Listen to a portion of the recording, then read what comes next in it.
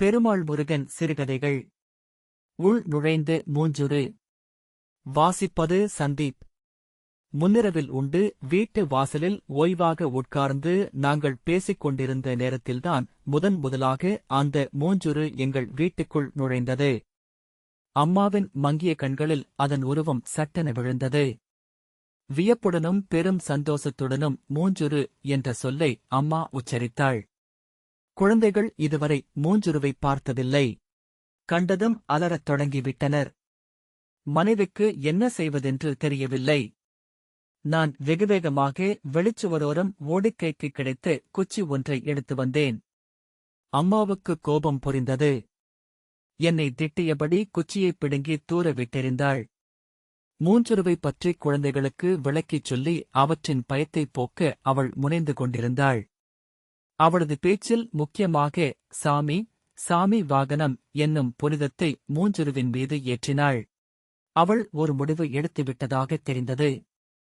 இப்போதுதான் அங்கும் இங்கும் அலைபாய்ந்து கொண்டிருந்த மூஞ்சுருவை முழுமையாக கவனித்தேன். சாம்பலில் புரண்டு எழுந்து வந்தது போன்ற நிறத்துடன் இருந்தது. சாம்பல் நிறம் எனக்கு சுடுகாட்டையே நினைவுக்குக் கொண்டு வந்தது. நீட்டிக் கொண்டிருந்த அதன் வாய் ஏதோ உறுப்பிலிருந்து பீந்து தொங்கும் தோல் துணுக்குப் போலிருந்தது. முழு உடம்பையும் தரையோடு அழுத்திக் கொண்டு அது அசைந்து ஓடுவதைப் பார்க்க சகிக்கவில்லை. ஆனால் குச்சியும் பிடுங்கப்பட்டு வெறுமனே பார்த்துக் கொண்டிருப்பதைத் தவிர எதுவும் செய்யக்கூடவில்லை. வீட்டிற்குள் போவதற்கான வழியைக் கண்டுபிடிக்க இயலாமல் அது தடுமாறிக் கொண்டிருந்தது. எங்கே வெளியே திரும்பி ஓடிவிடுமோ என்னும் கவலையில் அம்மா கைகுவித்து கும்பிடும்படி ஆலோசனை சொன்னாள். சுவரோரம் ஊர்ந்து சென்று அது ஜலதாரைக்குள் புகுந்தது அவர்களுக்கு மிகுந்த திருப்தியாக இருந்தது. கடவுளையே வீட்டுக்குள் குடியேற்றிவிட்டதாக மகிழ்ச்சி. அது வீட்டுக்குள் எந்த அறையை தேர்ந்தெடுத்துக் கொண்டது என்பது அப்போது தெரியவில்லை. பெண்களை ஏமாற்றி வீட்டுக்குள் தொற்றிக்கொண்டு அந்த ஜீவன் மீது எனக்கு சிறிதும் கருணையோ அன்போ அச்சமோ வரவில்லை. வேண்டாத விருந்தாளியை எப்படியாவது கழுத்தை பிடித்து வெளியே தள்ளிவிட வேண்டும் என்கிற மனநிலையில்தான் இருந்தேன். ஆனால் அந்த எண்ணத்தை வெளியிட முடியவில்லை. அம்மாவின் முதுமை அவளுடைய கருத்துக்கு மிகவும் வலிமை சேர்த்திருந்தது. துணைகளையும் சேர்த்துக் கொண்டது. அப்புறம் சில நாட்கள் என் கண்ணில் அது படவில்லை. என்னுடைய நினைவிலும் இல்லை. ஆனால் அதற்குள் வீட்டில் எல்லோரையும் கவர்ந்து நன்றாகப் பழகியும் விட்டிருந்ததை பின்னால்தான் அறிய நேர்ந்தது. குறிப்பாக குழந்தைகள். அவர்கள் அதை மிகவும் விரும்பினார்கள். வெளியிலிருந்து ஜலதாரை வழியாக உள்நுழைந்து சுவரோரமாகவே ஒட்டிச் சென்று சமையல் அறைக்குள் புகுந்து மறைவதை அது வழக்கமாக கொண்டுவிட்டது. தனக்கென பாதையை உருவாக்கிக் கொண்டிருந்தது. அது உள்ளே நுழைகையில் குழந்தைகளின் முகத்தில் சந்தோஷமும் ஆர்வமும் பொங்கும். அவர்களின் விளையாட்டுக்கான பொருள் ஒன்றாகவோ உடன் விளையாடும் தோழனாகவோ அதை ஏற்றுக்கொண்டு விட்டார்கள். சுவரோரமாக சத்தமின்றி அது ஊர்ந்து வரும்போது இவர்கள் எதிரே போய் நிற்பார்கள். இல்லையேல் அதன் வழியில் ஒரு குச்சியை எடுத்து நீட்டுவார்கள். அது சிறிது பின்வாங்கி ஓடி திரும்பவும் அதே வழியில் உடனே நுழையும். குழந்தைகள் தொடர்ந்து வெளிவரைக்கும் விரட்டினாலும் கூட அவர்கள் பின்னாலேயே உள்ளே நுழைந்து ஓடிவரும். எனக்கு அதன் முட்டாள்தனம் கோபமூட்டியது.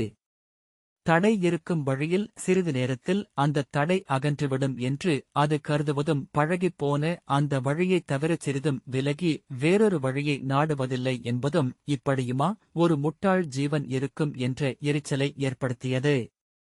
ஆனால் குழந்தைகளுக்கும் அதற்குமான விளையாட்டு அது என்பதை மெதுவாகவே புரிந்து கொண்டேன். குழந்தைகள் துரத்தும்போது அது பின் வாங்குவதும் அவர்கள் பின்வாங்கும்போது அது துரத்துவதுமான விளையாட்டு. அது வெளியே ஓடுவதும் கூட வெறுமனே போக்குக் காட்டத்தான். கிழிப்பட்ட ரப்பர் போன்ற வாயைத் தாக்கிக் கொண்டு அது குழந்தைகளைப் பார்க்கும்போது அவர்கள் குலுங்கிச் சிரித்தனர்.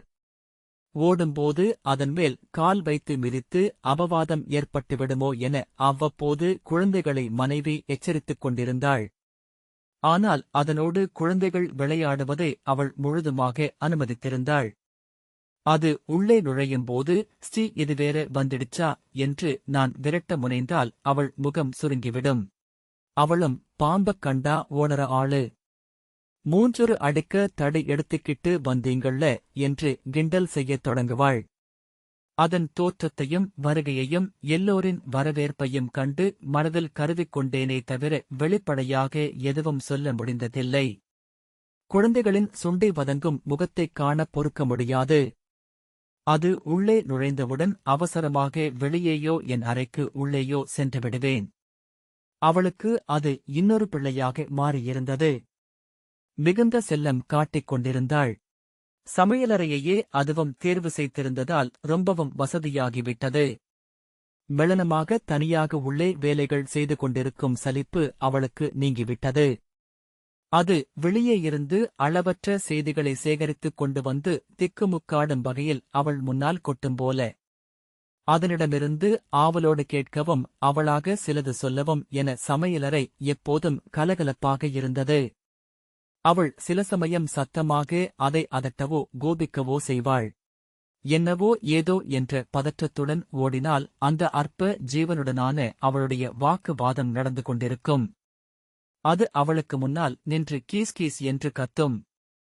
சில சமயம் அவள் கைகளின் மேலும் ஏறிக்கொண்டிருக்கும்.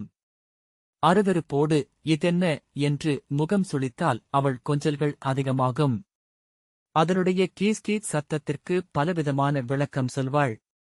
காதை கொஞ்சம் கொடுத்தால் அவற்றையெல்லாம் புரிந்து கொள்ளலாம் என்று என்னை குத்திக் காட்டுவாள். வெகுளிபோல் பாவனை செய்யும் அசிங்கம் பிடித்து அதன் கால்கள் விரல்களின் மேல் படுவதை நினைத்தாலே எனக்கு குமட்டல். காது கொடுத்து அந்தச் சனியன் குரலை கேட்க முடியுமா? பாத்திரங்களின் ஓசை மட்டும் கேட்டுக் கொண்டிருந்த சமையலறை இப்போது முழுதும் குரல்களால் நிரம்பிவிட்டது. அதற்கு விருப்பமான தின்பண்டங்கள், உணவு இவற்றை எல்லாம் நன்றாகத் தெரிந்து கொண்டாள். இப்போது என்னுடைய விருப்பங்கள் அவளுக்கு பொருட்டல்ல, மூஞ்சுருதான் முதலில். அதற்கு எடுத்து பாத்திரத்தில் பத்திரப்படுத்திவிட்டுத்தான் மற்றவர்களுக்கு விநியோகமே நடக்கும். தயிர்ச்சோறு, மாவு பண்டங்கள் என்று அதற்கு பிடித்தமானவற்றை அதற்கென்று இருக்கும் இடத்தில் எடுத்து வைப்பாள். போதாதா அதற்கு? பாத்திரங்கள், சமையல் பொருட்கள் இருக்கும் இண்டு இடுக்குகளில் எல்லாம் புகுந்து எதையாவது நோண்டும். அங்கேயே கழிந்து வைக்கும்.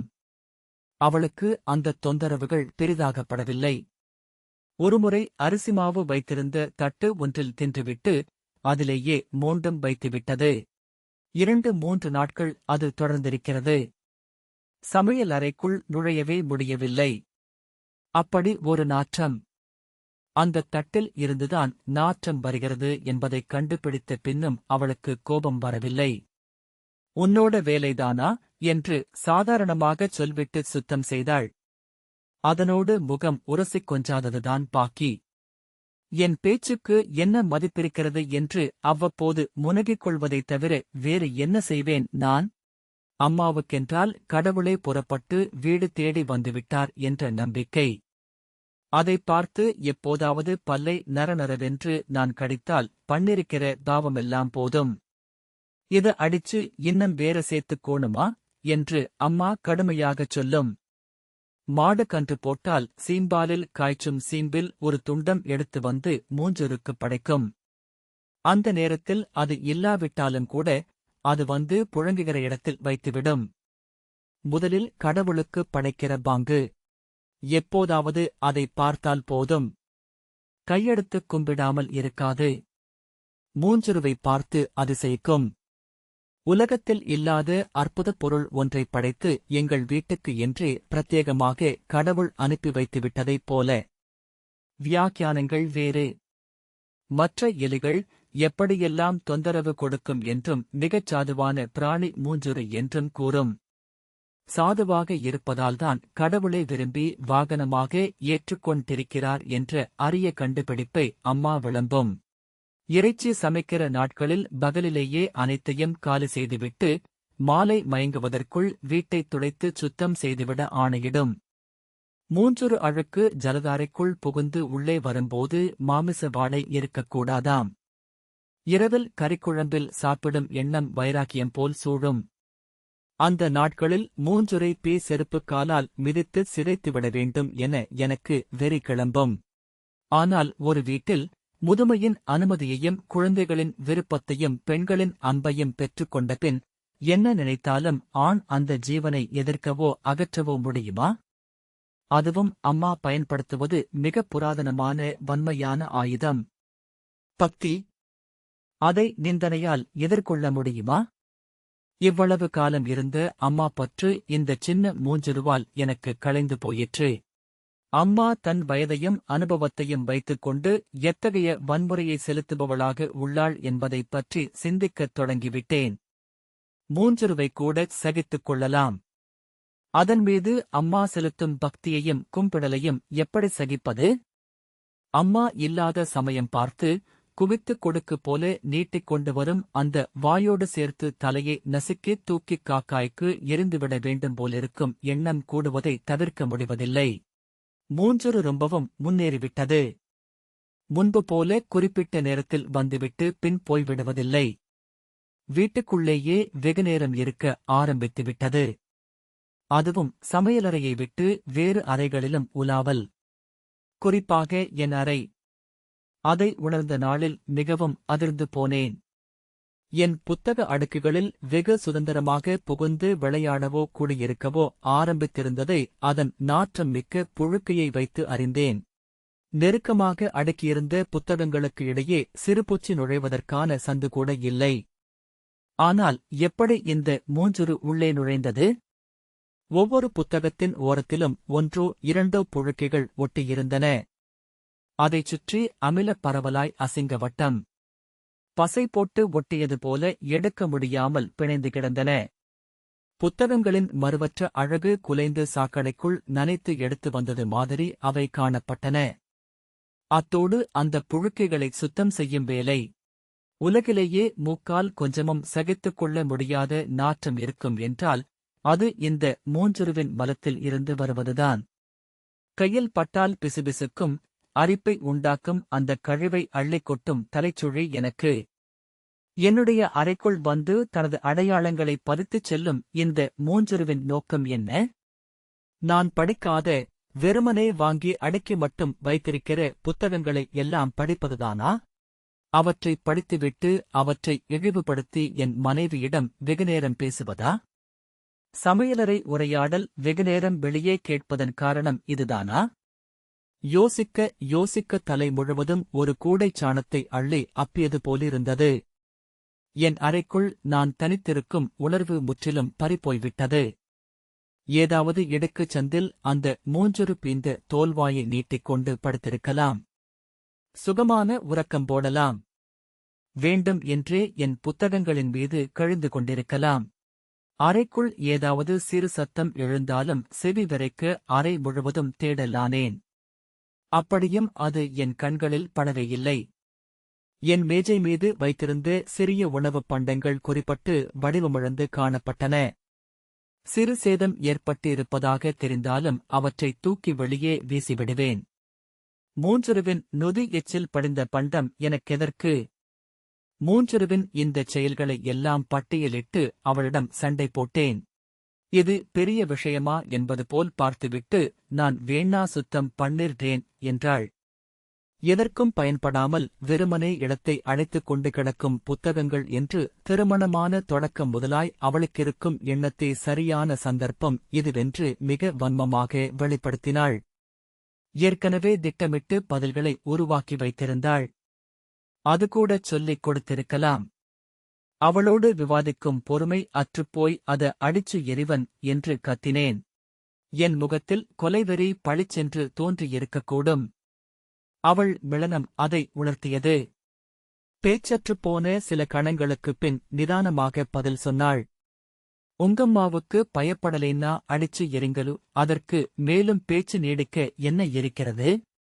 எப்படியோ தொலையட்டும் என்று விட்டுவிடத்தான் முடிவு செய்தேன். ஆனால் எதிரி விடுவதாயில்லை. அவன் என்னை சீண்டிக் கொண்டே இருக்கப் பிரியப்படுகிறான். என் இயக்கம் அவனுக்கு வேண்டியிருக்கிறது. வீடே எனக்கு பிடிக்காமல் போகும்படியான காரியத்தில் அவன் ஈடுபட்டான். வீடு எதற்கு? சுவர்களின் தேவை என்ன? உண்பதற்கும் உடுப்பதற்குமா? படுத்து உறங்கவா? அதற்கெல்லாம் சுவர்களற்ற வெளி போதுமானது. வீடு முதன்மையாக புரட்சிக்கானது. வீடற்ற உடல்களின் புணர்ச்சியை கற்பனை செய்யக்கூட இயலவில்லை. என் எதிரி அதிலும் தலையிட்டான். அதைப் பற்றிச் சொல்ல எனக்கே கூச்சமாகத்தானிருக்கிறது. மூஞ்சொருவுக்கு பிடித்தது கொழுக்கட்டை என்று யாராவது எண்ணிக்கொண்டிருந்தால் தயவு செய்து மாற்றிக்கொள்ளுங்கள். அதுவல்ல, என் அப்பனுக்கும் பாட்டனுக்கும் முப்பாட்டனுக்கும் மூதாதைகளுக்கும் சித்தித்த வெறுங்கொறி புணர்ச்சி வாய்க்காத தலைமுறை எனது. ஆகஸ்ட் புணர்ச்சி முடிவில் அகற்றி படுக்கையோரத்தில் படுக்கைக்கு கீழே என்று நான் வைக்கும் ஆணுரை சில நாட்களாக காணாமல் போகத் தொடங்கியது. உன்னிப்போடும் விழிப்போடும் கவனிக்கும் மனநிலை அப்போதைக்கு இருப்பதில்லை. கொஞ்ச நாட்களுக்குப் பின் என் அறையில் அடைத்துக் கிடக்கும் பொருட்களுக்கு நடுவே குதரப்பட்ட ஆணுரை துணுக்குகள் கிடைக்க ஆரம்பித்தன. அவை நாற்றமும் கொண்டிருந்தன. என் அதிர்ச்சியை யாரிடம் பகிர்ந்து கொள்வது? இந்த மாயத்தைக் கண்டுணரும் பொருட்டு விழிப்பாக இருக்கத் தொடங்கினேன். சாபம் படிந்த அந்த இரவில் சரசரப்பு ஒலி கேட்டு சட்டென்று எழுந்து விளக்கைப் போட்டேன். திருடனைப் போல அவன் விழித்தான். துருத்திய வாய் முழுதும் வெண்மை படிய சிதைத்து உறிஞ்சிக் கொண்டு இருந்தான். மூஞ்சுருவுக்கு பிடித்தது கொழுக்கட்டையல்ல, அதற்குப் பின்னும் பலமுறை கவனித்திருக்கிறேன். தரையில் மணம் படரத் தொடங்கியதுமே அவன் வந்து விடுவான். இதை எனக்கு யாரிடமும் சொல்லத் தோன்றவில்லை. எனக்கும் அவனுக்கும் மட்டுமே தெரிந்த இரகசியமாயிற்று. துயரத்தின் உச்சத்தில் பெருத்த நிதானம் கூடிவிடுவது போல எனக்குமாயிற்று. இரகசியமாகவும் பொறுமையாகவும் திட்டம் ஒன்றை வரைந்தேன். அதன்படி வீட்டில் யாருமே இல்லாத பகல் ஒன்றை தேர்ந்தெடுத்தேன். சில சமிக்ஞைகள் மூலமாக அந்த பகலை குறித்து அவனுக்கும் உணர்த்தியிருந்தேன். நண்பகலில் வீட்டுக்குள் நுழைந்தேன். என் அறையை அழுந்தத் தாழிட்டேன். நான் திரும்பிய போது வெகு ஆவலுடன் எனக்காக அவன் காத்திருந்ததைக் கண்டேன். என் சிரிப்பு அவனுடைய அச்சத்தை முழுதுமாகப் போக்கி என்னைப் பற்றிய நம்பிக்கையை மிகுவித்திருந்தது. என் காலடியை மெதுவாகப் பிராண்டினான். பாதத்தில் குழைந்து தழைந்து விளையாடத் தொடங்கினான். என் அருவருப்பு அதிகரித்து குமட்டலாயிற்று. வாகான சமயம் பார்த்து என் இருவிரல்களால் அவன் கழுத்தைக் கவ்வினேன். வீஸ்விச்சென்று அவன் அலற அலற என் பிடி இறுகிற்று. அவன் உடல் விரைத்து தளர்ந்தது எனக்கு ஆர்வம் ஊட்டிற்று. அந்த உயிர் துள்ளலைக் காணக் காண எனக்குள் திருப்தி நிரம்பிக் கொண்டிருந்தது. பிளந்த வாயோடு அந்த மூஞ்சொரு கைகளில் இருந்து உதிர்ந்தபோது சலனம் எதுவுமில்லை. நிறைவு பெருமூச்சு விடுபட்டது. ஒரு கொலையை திட்டமிட்டு முடித்துவிட்ட பரபரப்பு என்னுள் சூழ்ந்தது. யாரும் வந்துவிடக் கூடாதே என்று இறைஞ்சிக் கொண்டேன். முன்பே தயாராக வைத்திருந்த பாலிதீன் பை ஒன்றில் அதைப் போட்டுச் சுருட்டி என் சட்டைப்பையில் வைத்துக் கொண்டேன். ஒரு பிணத்தைச் சுமக்கும் பானையாக என் சட்டைப்பை. அதுவும் அசிங்க ஜென்மம் ஒன்றின் பிணம். நான் வந்ததற்கான அடையாளங்கள் எல்லாவற்றையும் அழித்துவிட்டு வெளியேறினேன். யாருமற்ற சாலை ஒன்றின் ஓரம் குவிந்திருந்த குப்பையில் பிணத்தை எறிந்தேன். காத்திருந்தது போல் காக்கைகள் வந்து சூழ்ந்து கொண்டன. வீட்டில் அன்று இரவே அதைக் காணவில்லை என்று அவள் புலம்பிக் கொண்டிருந்தாள். குழந்தைகள் கூடச் சோர்ந்து இருந்தனர். அம்மாவின் முகத்தில் பீதி சூழ்ந்திருந்தது. என்னை சூசகமாகப் பார்த்தாலும் யாரும் எதுவும் கேட்கவில்லை. என்மீது குற்றத்தைச் சுமத்த எந்த ஆதாரமும் யாரிடமும் இருக்கவில்லை. என் சந்தோஷத்தை வெளிப்படுத்தாமல் மிகவும் கட்டுப்படுத்திக் கொண்டு எப்போதும் போல் இருப்பதாக பாவனை மேற்கொண்டேன். 4-5 நாட்கள் கழிந்திருக்கும். அதே போன்றதோர் முன்னிரவு. நாங்கள் பேசிக் கொண்டிருந்தோம். தயக்கமில்லாமல் ஒரு மூஞ்சொரு ஜலதாரை வழியாக உள்ளே நுழைந்தது. ஆரவாரத்தோடு கலகலத்து அதனை வரவேற்றார்கள். நான் அதை உற்றுப் பார்த்தேன். பின் சொல்லிக் கொண்டேன். அதுவல்ல இது. அதுவாக இருக்க முடியாது இது. ஆனால் பிளந்து துருத்திய அதன் வாயினும் உறுப்பு சற்றே என் பக்கம் திரும்பிய போது மெலிந்த சிரிப்பொன்றை உதிர்த்தது போன்ற நெருடல் என்னுள். பொது எழுத்து ஜனவரி முதல் மார்ச் வரை 2000. இந்த வாசிப்பை கேட்டதற்கு நன்றி.